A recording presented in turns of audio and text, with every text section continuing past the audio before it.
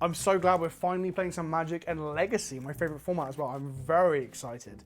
What deck are you on? Oh, I'm on Merfolk. You know, I know it's not a top tier deck, but I just love playing with Merfolk so much that even if I lose, we get a good game in with it. And in my opinion, that is the attitude to have. Want to roll for high? Yes, definitely. 16, not bad, not bad. Wow, natural 20? All right, are you on the play or the draw? I think it's best to take the play, yeah. Let's give it a shot. All right.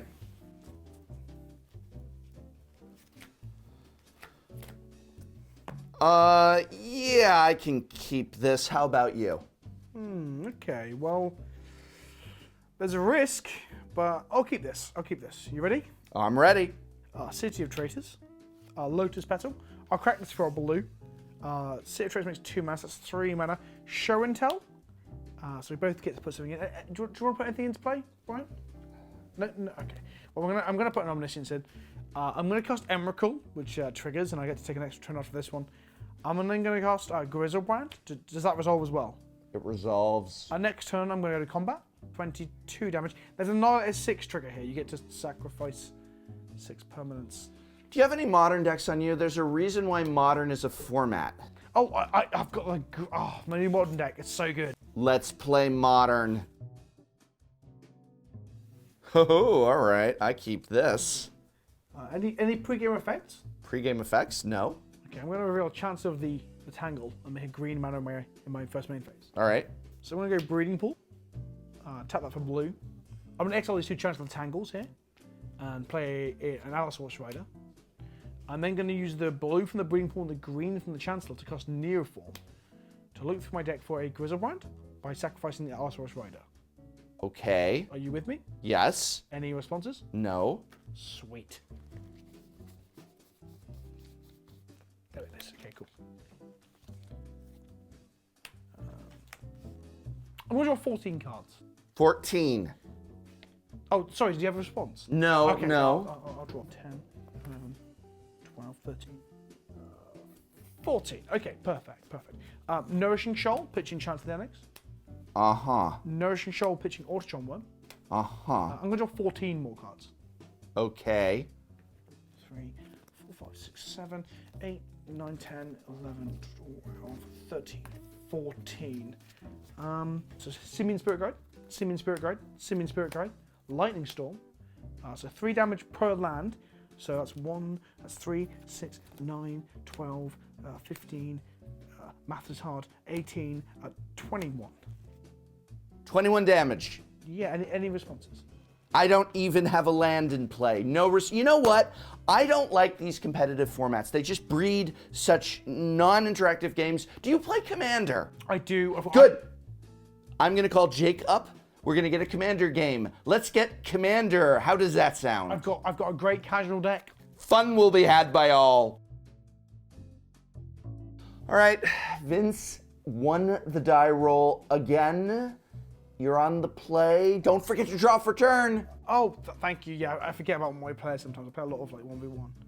Oh, okay. Well, ready? Yes. Okay, cool. So I like Lotus Petal, Ancient Tomb. I'm gonna make a blue off my Lotus Petal again. This is kind of similar, but not quite the same. I'm gonna cast Show and Tell. Any of this? No. Okay. I'm then gonna cast Omniscience, Enter the Infinite, which allows me to draw my deck. Okay, cool. Right. Yeah. Let's just draw my deck. I need to look through this a sec. Okay. Zealous Conscripts. Untap my Ancient Tomb, I guess. Akiji Jiki. Yeah, you're dead. If I activate Kiki-Jiki and target the Zealous Conscripts, I get a copy of Zealous Conscripts, which then untaps my Kiki-Jiki. And if I do that enough times, then we have enough power on board with haste to kill you all. I don't know about you guys, but we should do this again. This was fun.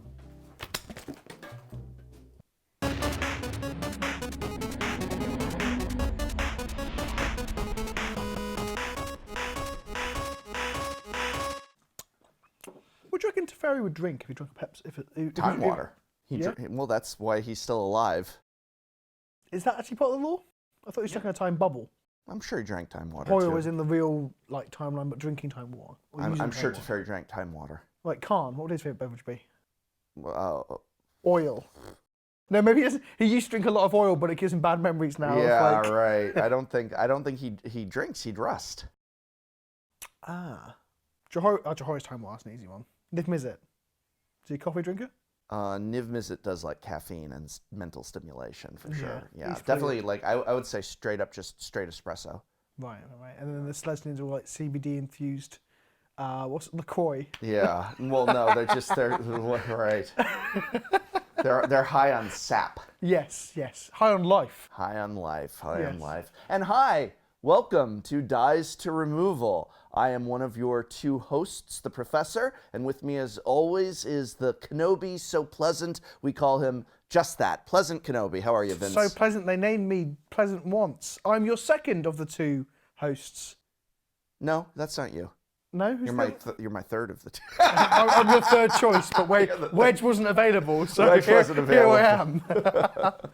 Today we're going to be talking about a topic that is really, I feel, exploding in conversation in the Magic the Gathering community. And we already touched on this several months ago at this point, but I feel that the issue has developed and become even more complex and even more heated and passionate in the player base, and that's the subject of organized play and the MPL. And I think the title of this video might just be Disorganized Play. I think that's a very, and I know that sometimes we get accused of hyperbolic titles, where we'll be like Magic Online Dies to Removal, I believe was one of them. Yes. But I think Disorganized Play, if nothing else, is a very fair title to describe what is going on in competitive Magic the Gathering right now. It's kind of chaotic, and there's a lot of strong feelings going Understandably. around. Right. And actually, before we even get into the subject, I want to be really clear that we're going to be talking about the organization, the bureaucracy and logistics, the implementation of policy, and all of these aspects of the MPL and the larger organized play for Wizards of the Coast and Magic the Gathering. And what we're not talking about and what we're not interested in talking about is whether or not individuals within, especially people like invitees, are worth it, are worth being in there. We're not scrutinizing anybody in terms of like, you do not belong here, or this person does belong there. How could they have not put this person in there? In fact, I think that the fact that that conversation is bubbling up so much is part of the problem. I think Wizards is doing a disservice to the players both in and out of the NPL by having such a nebulous symptom. We are very smart Magic the Gathering players, and we are capable. Some of us are, maybe Some of us not are. me. We're capable of complex thought, and the complex thought I invite all of you in our audience to have is this. You can be angry and frustrated with the MPL and organized play without going after members that have accepted invitations in the MPL. They did not draft these rules. They were invited and accepted, which is a perfectly reasonable response. And it is not their fault that Wizards of the Coast may not be doing things as effectively as they should. We're going to talk about whether or not they can be doing things more effectively and how, and just where we're headed, and if there's even going to be an MPL next year. The old action is don't hate the player, hate the game developer and producer. And it's just very unfair to an individual who has been invited, who of course would accept, and then to start saying, well, the community should be going after or attacking or criticizing the worth of this individual as a Magic player, as a content creator, as a streamer. We'll go on to this a bit more in a bit, but I think I saw, it might have been LSV that said it. I think he said that when you have a company that's being very difficult to actually engage with or get any information from, the easy thing to do is then, and he wasn't agreeing with it, but saying it's wrong to do so, is to pick up the people that you can get responses from, or go on a personal level after people, which isn't the right way to people. That again is a symptom of the issues that we're going to talk about with the lack of communication and lack of understanding. Right. So we are not going into any discussion of individuals, and I invite the community to understand that the complexity of that issue. It's not about who was or was not invited. It's about the actual policy and the company. And the first thing you actually said is in referencing the LSV quote. We're going to be bringing in a lot of quotes from members of the community in terms of what they think of organized play and the MPL, certainly, and our own commentary on that. Wizards is being very difficult just in terms of communication of information, don't you think? One of the many things that Jerry Thompson highlighted in his letter was that even members of the MPL did not understand the process and structure of the MPL and how to qualify for 2020, if it's even going to be around in 2020, what their rules and guidelines, like all of this information, how you qualify, how you maintain, if you even can maintain, are there limits, are there this, none of this information can even be answered to members of the MPL, let alone answered to the public. I could tell you before how to qualify for the Pro Tour. Or at the very least, you can Google it and find the information. At Right. the very least. Because that doesn't exist anymore. Like I could never remember the tiers, like bronze and silver and gold. And Right, but what that, I mean that is information existed and was available the to people information to existed. know how they work. Yeah. The information does not exist, and I don't think Wizards of the Coast knows. No. And even the things that people like theorize or guessed are now becoming not necessarily even remotely relevant as the changes have happened, as people have left the MPL and people have joined. That's then shed even more. What's the word I'm looking for? Made it even more of a mystery. Like, what are the requirements? Because we've gone from like the top points leaders of certain regions to now they're picking up people who are doing well in terms of other criteria that again aren't clear. But the criteria is completely unknown too, because then, we have the idea of people who are invited into the MPL, and it doesn't match. So one person is invited based on nebulous criteria, and this is not in any way, again, to go after anybody's qualification. It's simply about how do you get there. We need to know how you get there, how you get invited. Do I need to do what? What do I need to do? And it's all this it's almost like there's this feeling. It's almost like it's just based on a gut feeling that it was just like, they feel like they'd be a good, and what is that criteria? But here's what I want to say. Why is it important that there is clear criteria for how you get to the MPL for Magic the Gathering as a game? Well, so I've seen some people joke that the MPL is kind of like a wrestling staple. Right. And like, there's no clear way. How do you get onto WWE? It's like people joke, right? Right. But in reality, Magic's never been WWE. Magic's always been more akin to sports with like up-and-coming leagues, Right. where you qualify Right. through things. Right? It's not about the MPL. As much as it's meant to be entertainment, isn't entertainment in the same way like wrestling's entertainment, right? Right. You're meant to be able to qualify for it. That's how it's always been throughout Magic's entire history. Play the game, see the world, promotional tour. I want to get on the Pro Tour. I want to grind. I want to win a PTQ or Right. then a PPTQ or Right. a MCQ or whatever Well, they they still call have that. those They now, do, but do they get you on the MPL? We don't know. Exactly, no one knows. No one knows. And that's the mad thing. So yeah, comparing it to like staples of entertainers isn't the correct way to look at it. It's more like traditional sports where you qualify to get into the big leagues, right? Right. But there is literally no knowledge or information or understanding of how you get onto that. And as a former wannabe grinder, I'm just like I laugh and I'm like I'm enjoying just playing Magic for the fun of it. I'm like in videos and stuff. But I feel really bad for my friends who still want to get on that Pro Tour. And they can still get on the Pro Tour, potentially, maybe, I think. Again, that's not even clear. But they're never going to make it to the MPL without there's a no more clear Pro Tour. plan. Oh, sorry, yes. The Mythic... And I'm not saying that as a kind of like, it's kind of Mythic. I'm saying there is no more Pro Tour. it's different And the now. It's Mythic very different. Championship, it's like the Pro Tour, but it's not, and there's a lot of ambiguity and again, those disorganization invitational about that. invites, but again, it's not clear on what those are given for either. Right. So again, yeah, I guess no, you're right. Actually, I guess not misspoke. I got it wrong. You can't qualify for the Pro Tour anymore, Right. Because it doesn't exist in its original guise, and it is again very unclear. So why would you go to a GP then, Brian? Why would you play the main event? Why Yes. would you grind and buy these cards to play these new formats? A lot of people are asking that question and saying it's not worth it.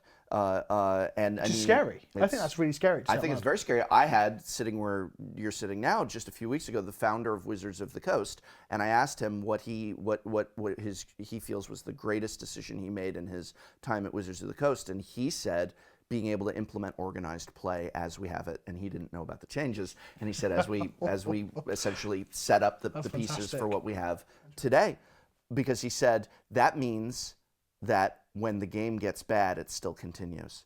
He said, we had the problem of our first bad set and it wasn't selling, and by implementing organized play as come in and compete to be the best, but you are going to use packs from the current set, is that keeps people still buying and playing a bad set, essentially.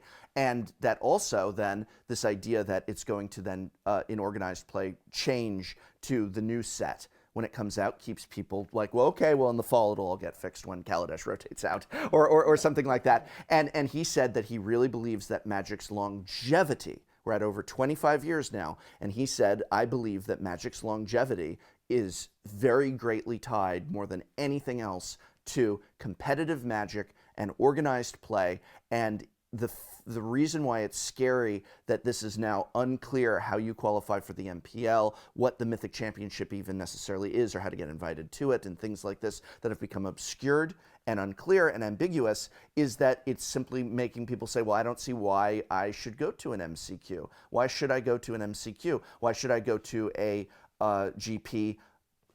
What's that get me? But I think it undermines the game on a really fundamental level, because so I've talked a little bit before in some videos, and people don't agree with me on this, how the reserve list in some ways is almost like a gold standard, that you can buy your old cards and the cards are still worth money because of the reserve list. And apart from that, I think competitive play is kind of like a gold standard for Magic. And by gold standard, I'm talking about how gold used to have a monetary value. It's kind of a weird, abstract thing to talk about. But with competitive play, your cards are worth money because they are playable in a format where you can then use that to qualify and progress yourself in terms of a potential career in Magic. Right. And everyone's always wanted that career. They pay the pros. They always want the career to exist as an end goal. And now it does exist as an end goal. As like Mangucci was tweeting about today, Andrea Mangucci, about finally there are pro Magic players. And he's correct, but there's just 32 of them. Right. And we have no idea. And that's disconnected from the F&M player who wants to buy those cards and play. The problem is that what he likes, I think, and I agree with him, is that there is now the ability for a person in Magic to have a paycheck. One of the things that was striking to me in his statement was about Christian Calcano, and saying that for all his prize earning, he's lost money being a professional Magic player, and now you actually can get this $75,000 contract and have this job being a professional Magic player, and that's what he's celebrating, and I understand and I support that. The problem is it's only for 32 people, and we have no idea how you become one of those 32 and again, people. to clarify, I think we agree on this point. If it's just 32 people, that's fine, because they can't have like infinite money for infinite people. Of course. But it's that there is no ladder, there is no progression that is understandable in any discernible way for anyone to get there. Like, why would you play those GPs to try and get there? And I can already hear a lot of people in the comments are making this rather repetitive, snarky comment, which is, oh, well, you get there by being a popular streamer. And I would say, actually, no, because that isn't the criteria isn't there for being a popular streamer. There are some popular streamers. There are some underdog streamers, and these are both good things. And I actually, again, I fully support, if we're going to do something like the Mythic Invitational, going out and saying, here's someone who is maybe not big, but they're a great person to represent the game and a fun player, and they're going to add a great dynamic. That's fantastic. But what is the criteria? And I think one of the biggest problems is, first of all, one of the biggest problems is the MPL is a mix of professional, merit-based players and now people being invited by other criteria, and that contradiction causes confusion, frustration, and anger. I think that there should be two separate leagues. There should be the merit league of literally, this is what you play, you qualify, you accomplish, you jump these hurdles, and if you jump these hurdles and are in the number, then you have made this league. 100%. And then there should also be the league of this is a sort of thing where we can say, hey, listen, this streamer, I don't want to bring in names, but like Kenji streams all the time, so he's not playing in GPs. Kenji does sometimes, and he does well, but he is busy. He has a job as a streamer. Yeah. And so I think it's fair to say, what if we had a league where we said, you know what, Kenji's good people. He's great, he's entertaining, let's grab him. And you know what about this guy down here? Vince has only got 100 people watching him, but he's a fun and positive member of the community, and it's okay to say that as well. Yeah, and it is also okay to say, this person streams Hearthstone, but they love Magic. And you've also got to bear in mind, like a lot of, like myself included, when I start making content, I don't travel to these big events to go play. But they should be. You see what I'm saying? There I agree. Having two things, because again, then it would make it clearer that there is some way to achieve that dream. And the whole point of pro play, right? The advert they released with Sir Mix-a-Lot in it is like the world will know. Right. But will the world only know about these top 32 that are selected through means that we don't understand? That's not fair. Like, surely the whole point of Magic was to become one of the best and prove you're one of the best and get into that. But here's also the problem too. The world will know they're not doing a very good job of promoting who is in the MPL.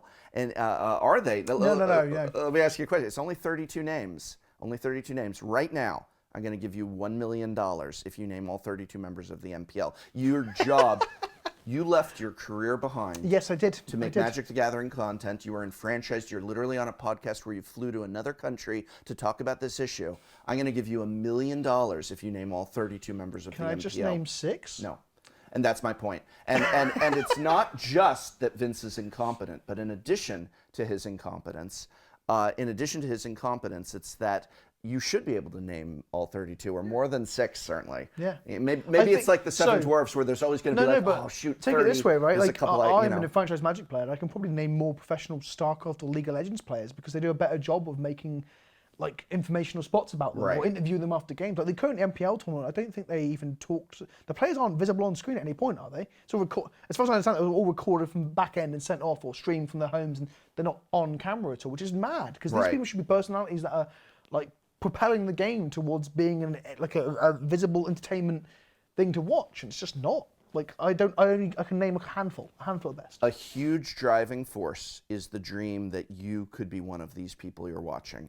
A huge driving force in Magic and other games is this idea that you could make it there. And that's also why you go down to your local game store and buy packs and play in Friday Night Magic. It's not just for the community experience. It's this idea. It's this just, oh, I do well, maybe I'll start doing that path. The path should be rewarded. It should be well paid. There should be big prize money, but there needs to be a clear path. One of the things Jerry Thompson said in his resignation letter is that there's no clarity of what the path is. That it was clear why the initial 32 were selected. Sure. But then and will that be the criteria? This man was fighting for these pros to be paid as well. He's been fighting for a long time after like the boycott of Worlds and stuff. He's been fighting for pay the pros. We finally got pay the pros. But it's like they ticked one of now it's respect the pros. Yeah, and now it's hashtag respect the pros. Respect the goddamn game or whatever. Yeah, I agree, and I think that this shows a lack of respect. It's saying we are just going to kind of we don't owe you an answer. We don't owe you an explanation. I believe in his letter he said they were told sign or walk away, and that's not respectful. That's not respectful, and I think that's how we, the audience, are being treated in some ways. It's called, listen, watch it or don't, but actually the numbers are not looking too good. So I was going to come to this. I was going to say, like, is this a short-term burnout where they get a lot of pros together, pay them a lot of money, promote Arena, get people onto Arena, and then that's it? There's no need to promote from future. Is that a thing, do you think? Do you think it's like, there's a Saffron Olive tweet, isn't there, where he's like, will MPL exist next year? Will the MPL exist next year? Do you think? I think what you're saying, this idea of the slash and burn tactics. Yeah. I wouldn't put it past them. I really wouldn't put it past them. But then what's left after that? Because organised players. It doesn't matter. Chris Cox is going on to the next job, maybe. But the point is, like, that organised play has been dismantled for this. Right. Like GP coverage has been cut for this. Right. Like this money that's being paid to each of these pros. That's the next CEO's problem. Chris Cox is going to have come in. He created MTG Arena. He overhauled. He went, look, I created this thing. I overhauled the structure. 100,000 viewers concurrent, even though then the next week it was 2,000 viewers or whatever it was. Those numbers aren't necessarily even real anyway, are they? We overdid it maybe a little bit, but he's got a nice little resume, and then he's not going to be, and then guess what? His 5 years will be up or whatever, or 4 years as CEO, and then he's going to go off to Microsoft or Sony or place whatever, and then that's the next person's problem. Is he came in, it looked really good, and he went off to the next job. Is that how you generally perceive? Is that a theory? I hate to sound that cynical. I know that sounds particularly cynical, but that is how I feel. That's what's going on.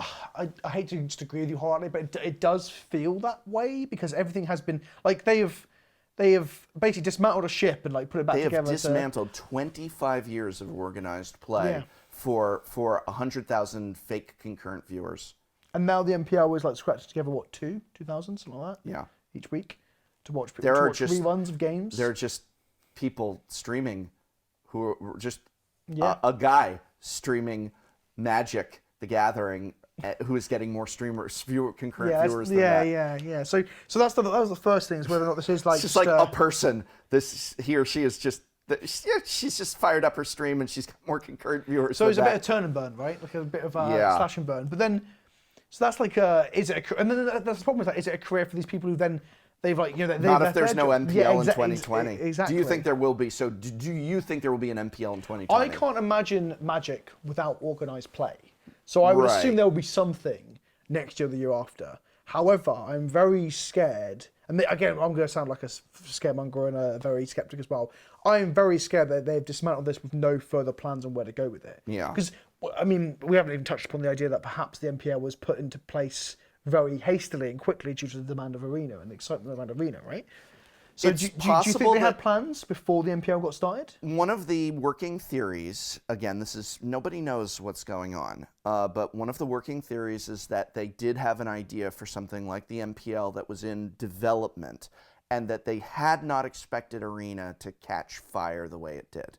And that when Arena caught fire the way it did, the orders came in from on high of you need to get this out there immediately to capitalize on this, and that it was literally on the drawing board stages where it needed another year or two of testing, of committee, of meeting, of how is the organization, how is this going to work, where's this going to go? Yeah, and that this was rushed out there. Now in this case, like maybe Wizards is watching this and they're like, it's not slash and burn. We're trying to do our best, but we had a week's notice and we had to put it out there. I feel sorry for the couple of guys and girls who've done it. And they're like, oh, come on, guys, it's not our fault. Yeah, and so again, one of the things I say, and I know I sound a little nasty with this, but one of the things I say is never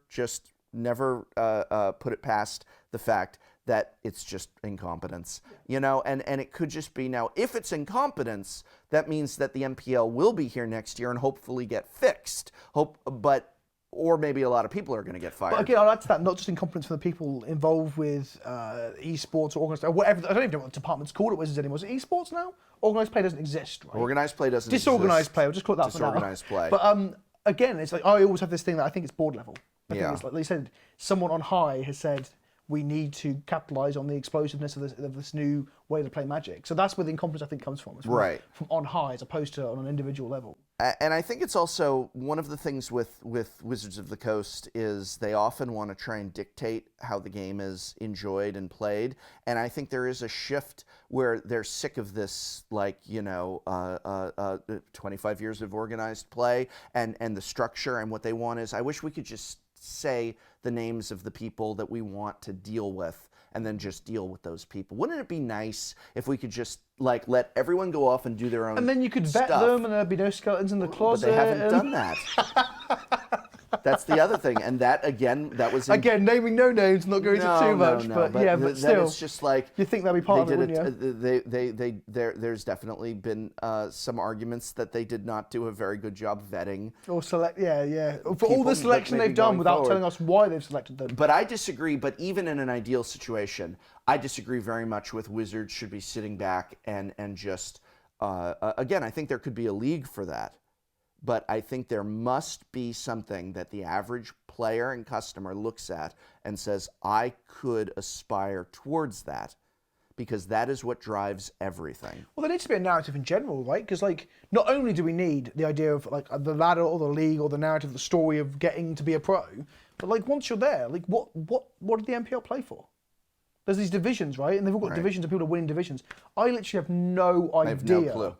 And that information might even be available, but like as an enfranchised player who spends all day on social media looking at Magic, your literal job, and I same thing with me too. I play and talk Magic as my life. I don't know, and I'll tell you the truth, I don't care. Yeah. And that's why nobody's tuning in to watch. And that goes back to the whole, they're not putting players in front of people, they're not talking to the players, they're not. Well, but there's also stakes when you tune in. Back when we used to have a GP on coverage every weekend, you tune in because it means something who wins. Yeah. It means something who wins. It means something what decks are in the top 8. It's information that matters. And if we're going to make it so all of that information doesn't matter, then you're making it so the game doesn't matter. And even Mythic Championships don't even have that high stakes, because like the last Mythic Championship winner. Yeah, we're getting to the point where there's not really much point in watching because they don't achieve it. It's just going round and round in circles. It's like the NHL. Right. The NFL, sorry. I don't follow sports. So there's no in English. So here's a weird thing: in English football, if you do badly, you get relegated, right? Okay. In American football, it's the same teams every single season. Right. No one gets relegated. Right. And to me, I don't even like football that much, but I'm like, surely relegation in England, getting dropped to league or going up a league, is a huge thing, and it creates these huge moments when people win or go up again. They're like, we fought for this. Southampton FC, we fought for this. But America's the same teams doing the same thing every single season. Yeah. It's like, oh look, he kicked the ball, he went through a hoop. Well, Who cares? You're explaining now why I don't like through a hoop. through hoop. No, yeah, I don't know how you play sports in England. You That's kick how the we ball play through a hoop. football. Yes. But yeah, my point is, I don't understand how people in the comments actually hate this. Why people care if there's no relegation and dropping down or any stakes to the playing. And the same thing is happening at GP levels and Mythic Championship levels, or Pro Tour levels, because there's just no stakes anymore. Right. And that underpins what you said earlier. And you're going to see a global effect if people stop attending and watching, there's very little GP coverage. How many GPs get covered a year now? 6? We've had 2 covered this year so far. Right, but like the total amount, I think it's they going to said be it's 5 or 6, yeah. 5 or 6, as opposed to 50, 48, right? What it used to be. That was important for everything, including Kitchen Table Magic and Commander. It really was. It's at the center of what is driving people to want to pursue Why would cards. you stop playing Kitchen Table and go and buy that expensive rare to make your deck better? Right. If there's no end goal to it, other than just beating your mates. Also, I wouldn't even know anything about which cards are better than others because there's no articles being written because no one's paying pros to write articles about which cards are good. Do you think that's where we're going then? If organized play isn't fixed? I think that I think that's a very bad direction to go in. I think that'll affect all avenues of the game, including casual formats like Commander. I don't think you can sustain the game on just being kitchen table casual. I think then it just turns into another game that gets put back on the shelf. Yeah, you're not going to weather the bad periods of Standard, are you? Just play Commander needs instead. to have organized play and the competitive driving force. And the way they currently have the MPL structured, the way they currently have the MPL and its relationship to the community is in complete disregard for what organized play has been. And I don't know that the people in charge prioritize it in that way. I think, if anything, they're saying, I would sure love to get away from the competitiveness. Let me ask you this. Would you have it all go back to the way it was? So let's say we do a classic Wizards of the Coast whoopsie.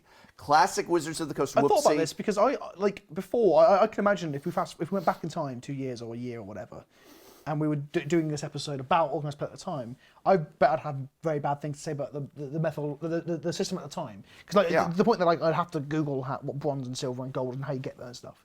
But at least the information's available.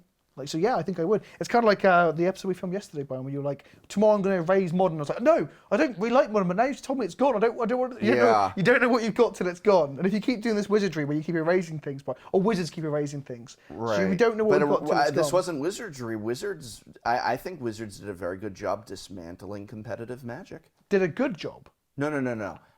And if they effectively, I feel like efficient way. They took it out back and shot it. No, but I don't think they should. I'm not saying I think they should have. I'm thinking that I feel like it's gone. I feel like we're just seeing the death throes. When the MPL got announced, and obviously I was starting to get into full-time content creation and stuff, my friends were like, do you reckon Magic's got longevity? It's been around for 25 years. Arena's booming. Right. I said, people are getting $70,000 contracts to play Magic professionally now. They're like, oh wow. And I was like, it's a great time to be in Magic, regardless of what you're doing in Magic. Fast forward 6 months, and I wouldn't say it with the same vigor and the same excitement because I generally don't necessarily think the MPL is even a good thing for Magic now. No. Which is weird. So my optimism. So I mean, we've said this in the podcast before. Maybe I'm too optimistic. Yeah. But my optimism is definitely been replaced with pessimism. That's for sure. Okay. Well, let's start with this then. Short of December 1st of this year, them saying we're just literally putting everything back how it was. How could they fix it? Just let's say Wizards of the Coast hired you to come in and dictate what needs to be done. There needs to be a roadmap. There needs to be a roadmap. An onboarding roadmap. What is the roadmap? That is literally number one. And that can include professional play and invitees and people invited in, but there must be criteria. Yeah. What is the criteria? The people who don't define it. Right. So this is how I do it off the top of my head. The MPL play to stay in the MPL. That's what they're doing. Right. They are playing for that £70,000 contract, right. $1 contract. And the winners of the divisions get that, and then there's playoffs, so that's got stakes. And then every MPL thing's got stakes to keep them in. Then the bottom tier can be usurped by people who've got there through Mythic Championship wins and GP wins and Pro Points or some system like that. The exact ins and outs I can't figure out right now. Right. There must be a clear way to get in. So your spikes and your grinders start going to GPs again and want to get in there. And then the MPL players don't just sit comfortably as a top 32 like some sort of NFL team where they just get to do it every year. Well, that's already. It's like, so are these people, all of them on the MPL, is it just they're on it? until the They are right now. Well, we don't actually know that, do we? right. Well, yeah, and Yeah, that's but the there thing. has to be some sort of rotation. There has to be some sort of way onto it. And I think that's literally number one for you me. get into competitiveness. There needs to be an. Do you have a clear idea of how you change it? Well, I actually think I don't think the MPL should be both community creators, and I'm going to include streamers as like a type of creator in a way. Streamers get on, creators don't get on. What's that? Streamers get on, creators Streamer, don't. right? Then there's no YouTubers on the there's MPL. No YouTube on the MPL, nor were there any at the Invitational. Yeah, exactly. I think there needs to be one competitive-based league that is based only on similar to what I just said. competitive then, that way, criteria. Yeah, sure. And it needs to be so that if there is a scandal with someone in that league and they are removed from the league, or someone resigns because they get sleepy or whatever, someone or they're sick of walks the away, or nonsense. they protest, Yeah. whatever it is, that it's a clear, it's just like, next, Yeah. that you understand where people are coming from, so that things are met. Now, I do believe exceptions can be made, and we had this in the previous system of organized play too, where there would be special invites to the Pro Tour, and I think that's fine. But I think that's the difference between a special invite to a Mythic Championship and a special invite to the MPL. Like, Yeah, well, the invitations for the current Mythic Championship came out of nowhere, and there's no criteria for them. Right. And before it was I remember there was a minor controversy, and again, and we weren't going to take too many names, but I think this one shouldn't matter too much. Day 9 got like a special invite to a Pro Tour, and we're talking like 5 years ago, maybe more. And people were like, "Oh, I can't believe they're just inviting someone." I have no random." problem with that. Yeah, exactly. But what I'm saying is, people were upset then, Right. And now, fast forward, Well, to but what it's the always situation is it's so very much. difficult. Invitation-based things are difficult. Yeah, of course they are. They almost encourage people, and that's why I'm not a big fan of them, even though it's the only way I'm going to get anywhere. But I don't care. Like, that's the other thing I would also say. This is going completely on a tangent now, which I'm not supposed to do. But I would say to other creators, who are in my position where it's like, well, like, you're a creator and you're like, I dream of getting that invite. I would say, don't dream of making your creation better than the invite. like make it so that it's like, nah, I don't want to do the invite. I always joke. I'd lose viewership. Like, I need to make I'd rather make a YouTube video than spend a weekend. But on that tangent, I joked about that when I first started Yeah. making content, and my first video did like, wow, because I used to try and I wanted to be on the Pro Tour or whatever, and a few of my friends would joke, well, you're never going to be on the Pro Tour now. Like, well, I probably stand more of a chance now making content, get a special invite. And that was way before any of this happened. You could offer So- to fly me personally to a GP every weekend and pay for entry, flight, and accommodation, and I would not take you up on that because I need to make videos, and Yeah. the videos are more profitable for me in terms of being able to pay for my office, pay for my family, have my business going, that it would be not in my best interest to take that. Sure. And that's what I would say. Like, so when fellow creators might be feeling sullen about not getting invites or things like that, I think, well, I want to, have it so that what it is I am making is better than the thing I'm not being invited to, interesting because point. I don't get invited But no to one a talks lot about of that. stuff. But no one- I don't get invited to a lot of stuff, and sometimes people are like, "Are you sad you didn't get invited?" I'm like, I'm busy. I got a video to make. I got stuff to do. I got work to do. Not too much to on that, but I do have a theory that, again, from board level, Wizards care more about Twitch than YouTube. Just throwing that out there. absolutely, Yeah, they care more again, about it's Twitch than YouTube. again, it's from board level. Anyway, it's interesting. You should people, consider streaming on Twitch. Yeah, Twitch.tv/Pleasant Kenobi every Monday night at 7 p.m. Oh, do you have a Twitch stream? I do indeed.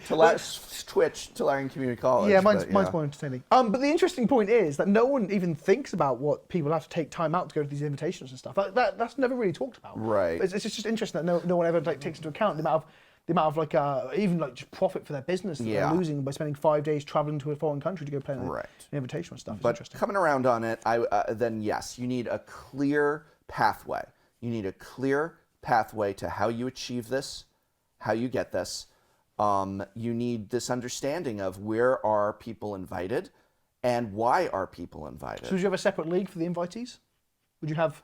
I liked that. So I really loved the mix of people at the Invitational. I hated the format. I actually said it was the worst Magic the Gathering format ever. I really do feel that way. But I actually loved seeing a small streamer stand up against this mighty, champion of the professional Magic circuit, and I thought that was fun. I was Team Stream, and I had friends on both sides of the aisle, and I loved that mix of things. And I would love there to be a yearly invitational with high stakes and high prize pool, and that it's like we are going to have half the competitors be competitive Magic merit-based, and the other half is it's going to be bananas. We will take the #1 Twitch streamer of Magic, and we're going to take number 564, because that doesn't mean they can't play Magic, and that doesn't mean they're not an interesting person. And we're also going to take this podcaster, and we're going to invite this StarCraft person, and I think it's going to be, it's bananas. This is bananas,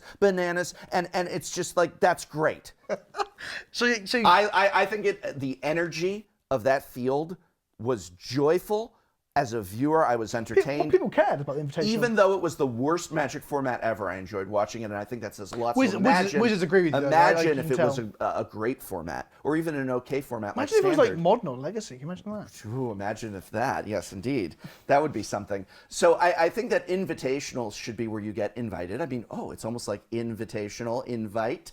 I think that there needs to be a league that is, with reasonable exception, I mean, there's always exceptions, but that is predominantly, this is the league that you get to through making qualifications through the competitive circuit. The competitive circuit needs to be emphasized. This goes all the way down to things like the GP and MCQ level, and also Friday Night Magic should be like the starting point. Arena ladder. Arena ladder. Playing arena, you can get invites now to the Mythic Championship Right. through that. But then once you're at the Mythic Championship, that doesn't allow you to become part of the MPL. That's not even a thing. So that needs to be opened up. So that'll be part of it as well. You can go Mythic level on Arena, get to Mythic Championship, do well, top 16 or whatever, get a chance or shot at the end. Do you see what I mean? There needs to be a progress, but there's literally zero of. Yeah. So I think we're basically on the same wavelength, right? Apart from you would like invitations that are full of bananas. I liked that. StarCraft. There's a banana player. There's a StarCraft player. I think it's Fruit Dealer from the original StarCraft. I don't follow StarCraft. He used to throw fruit into the audience. No Really? joke. So imagine him throwing bananas. It'd be right up your street. Sure. Just bananas at the audience and just like bananas at. But I liked that, and I think that people would be more okay with that, especially if then, as the years go on, it rotates and it's like, oh, we didn't invite this person this year, but there's always next year, and everyone's always going to be rooting for their favorites. And actually, that's a good way to get the community involved. The community is rooting for, like, I want to see Jimmy Wong get invited, or I want to see someone get invited. YouTubers, artists that just make the cards. YouTuber. I'd love to see one YouTuber get acknowledgement. Anyone who's on YouTube. Oh, so it's dead platform. It's dead platform. Dead platform. So remember to listen to us on SoundCloud. But I don't know. It needs beyond that, beyond just organization and a path. What does it need? I generally think that that is 100% the main thing. And once you do that, you also fix all the problems we're talking about. Like, I don't know if we've even touched upon how the community are so like frustrated and upset, and people just constantly running on Twitter about it. People getting personal about it, attacking each other about it. Right. So once you give yourself a clear onboarding ramp or roadmap, people can be like, okay, I'm not so frustrated anymore, and the community can heal as well. So I think a lot of the problems we've talked about get simply fixed by having an organized play system that's organized. I think that there you go. And it's funny. I thought coming into this conversation that it would be a bigger train wreck than this in some ways. And actually, in just talking about it with you here, I feel like it really shouldn't be this hard. So that's it. Organize the disorganized play. It's a critical thing.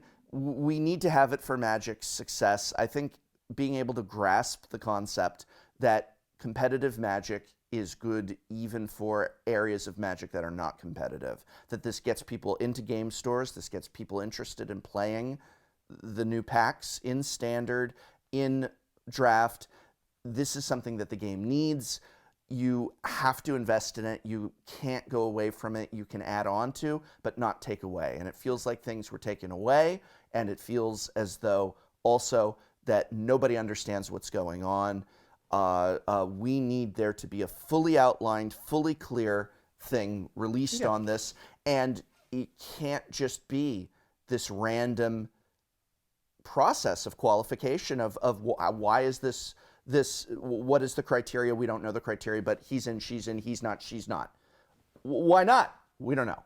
Well, why is she? We don't know. Why is he? We don't know. Why isn't he? We don't know. Well, it makes why me... isn't she in? We don't know. But she did better than her. Well, we don't know. Well, he didn't do as good as him, but we don't know. It makes me fearful for the future of Magic. That's Yeah. the scariest thing to take away from all this. And Right. I don't know what people think in the comment section as well, but I'm generally scared of how well Magic can survive without the incentives and without that transparency. I don't to believe it encourage can. people. And the other thing as well, like, again, we didn't touch on it, is like, Wizards are really open about discussing design and design mistakes. Right. And bannings and balancing out formats like that. Imagine if they're that open that they're willing to have conversations and open conversations about what they're doing with organised play, the rhyme, the reason, the change they're going to try in future, and just be more open about that structural change. Can you I believe imagine it? they can't do. I believe they can't do that can't because do they that. don't have the they Sure, don't have no, it. I agree with that. I I agree with believe that. they literally that I believe that on like so Jerry Thompson in his article said when they had their summit, the MPL had specific questions for them that they were told no comment, no answer to, and I believe that those vital key questions that were asked of them, that there's a boardroom in Wizards that has them sure. listed and it says question mark under it, to be done next week, to be determined, TBD, that they do not have the answers. It's too complex. As they work through those things, I think if they had some transparency, the community might be at least initially annoyed, Right. But be willing to be like, okay, at least they're telling us that they did make a mistake here. Like, will never but they admit make that, mistakes with Skull Clamp. They make mistakes with like Kaladesh, Smuggler's Right. Copter, and they admit it and they say we made a mistake and we fix it. Same with the duo standard no sideboard nonsense. They were like that wasn't right, and they've even written an article explaining why it wasn't right. Yes. Imagine if they did that for organised play, where they're like, this was a square peg for a round hole. Right. We didn't know the shape of the hole because it was too sudden. It came out of nowhere for us. And now we're progressing to, we're doing X, Y, and Z. If they started doing that, I think it would at least alleviate some of the tension where we're sat here like, we have no idea how it works, Spikes have no idea how it works, and that terrifies us for the future of not only organised play, but Magic on the back of it. Right. Just transparency, I guess, which is maybe that's too much to ask for. Is it too much to ask for? Let us know in the comments below. Thank you very much for joining us this week. I, as always, am the professor, and with me is Pleasant Kenobi. The most pleasant of Kenobis, The most yes. pleasant of Kenobis. If people want to find you, where can they find you? YouTube.com/Pleasant Kenobi, Twitch.tv/Pleasant Kenobi, and on Twitter, I am at Pleasant Kenobi. Come chat to me, come watch me stream, make mistakes, and definitely not get onto the MPL. A, because I'm not good enough, and B, because there's no clear discernible ladder to climb onto the MPL. Would you accept if your phone rang tomorrow and they said we want to invite you? Let's start with invitational. We'd like you to play in the next invitational. 100%. We want you to sign an MPL contract. Depends on the contract, I guess. I'm going to be honest. Like, No answers. We know this from Jerry Thompson's article. We have no answers for you. You sign it or you walk. Do you sign it or you walk? Well, yeah, probably. Like, yeah, because I mean, it wouldn't change anything, would it? I just occasionally go to a Mythic Championship. Like, Right. Just carry on doing what I'm doing. Right. Because I'll be like, can I stream Modern? I'll be like, no comment. I'm like, I'll just keep streaming Modern then. I don't think they'd say they'd say no answer. And I'll be like, okay, I'll sign that, and then back to playing Modern and Legacy I go. Right. Right. And it comes to Mythic Championship, like, Vince, what did you do about it? Well, I spent the whole week playing Legacy, so I don't, Sure. really know what the Modern But decks are. the check still cashes. Yeah, so. exactly. So I think I don't blame anyone for saying yes to those contracts. Let's be Right. honest. I don't know that I wouldn't. I'm not the person for the MPL for the invitational. That could be fun. No, you are the person, because what we need in the MPO is characters, and you could be the professor, and you can like come on stage in your eccentric outfits and be like, ha ha ha, I'm the professor, throwing bananas at the audience, and they're like, that professor. I don't have eccentric outfits. No? No. Okay.